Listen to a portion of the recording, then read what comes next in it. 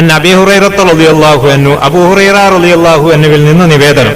കാല, അദ്ദേഹം പറഞ്ഞു, കാല റസൂലുള്ളാഹി സ്വല്ലല്ലാഹു അലൈഹി വസല്ലമ, റസൂലുള്ളാഹി സ്വല്ലല്ലാഹു അലൈഹി വസല്ലമ പറഞ്ഞു, ഇന്നല്ലാഹ അസ്സ വജല്ല, നിശ്ചയമായും മഹാനും സർവശക്തനുമായ അല്ലാഹു, ഇഫ്തറദ, അല്ലാഹു നിർബന്ധമാക്കി, അലാ ബനീ ഇസ്രായീല, പൂർവ്വ സമുദായങ്ങളുടെ മേൽ, സൗമയോമിൻ ഫിസ്സനത്തി, കൊല്ലത്തിൽ ഒരു നോമ്പ്. അത് പൂർവ്വ സമുദായങ്ങൾക്കൊക്കെ ഉണ്ടായിരുന്നു, കൊല്ലത്തില് ഒരു നോമ്പ്. ആ നോമ്പ് ഏതാണ്? വഹുവ യൗമു ആശൂറ, ആശൂറ ദിവസത്തിലെ നോമ്പ്. വൽ യൗമുൽ ആസിറു മിനൽ മുഹറമി, അത് മുഹറം മാസത്തിൽ നിന്നുള്ള 10-ാം ദിനം. നബി സല്ലല്ലാഹു അലൈഹി വസല്ലം തങ്ങൾ പറഞ്ഞു, ഫസൂമൂഹു, അന്ന് നിങ്ങൾ നോമ്പ് നോക്കണം. വവസ്സിഉ അലാ ഇയാലിക്കും, വവസ്സിഉ, നിങ്ങള് വിശാലത ചെയ്യുകയും വേണം ഭക്ഷണത്തിലും മറ്റുമൊക്കെ. അലാ ഇയാലിക്കും, നിങ്ങളുടെ കുടുംബ ഭാരവാഹികൾക്ക്. ഫീഹി, ആ ദിവസത്തിൽ പറഞ്ഞാല് നാളത്തെ ദിവസം,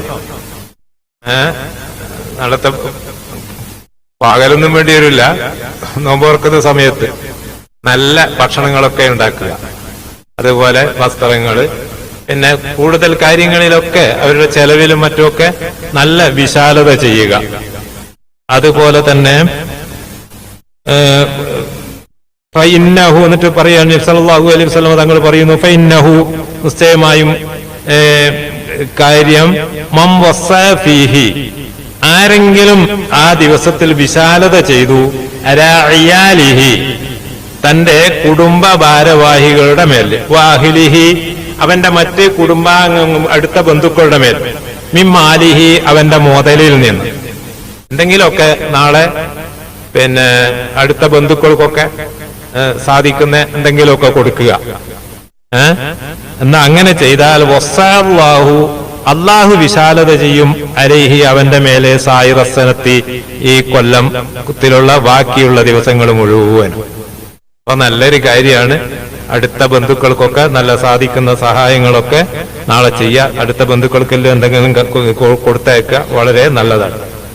എന്നിട്ട് തുടരുകയാണ്, ഫസൂമൂഹു, അന്ന് നിങ്ങൾ നോമ്പ് അനുഷ്ഠിക്കണം, നാളെ നോമ്പ് നോക്കണം. ഫഇന്നഹു, കാരണം ആ ദിവസം, അൽ യൗമുല്ലദീ താബല്ലാഹു ഫീഹി അലാ ആദമ, ആദം നബി അലൈഹിസ്സലാമിന്റെ തൗബ സ്വീകരിച്ച ദിവസം.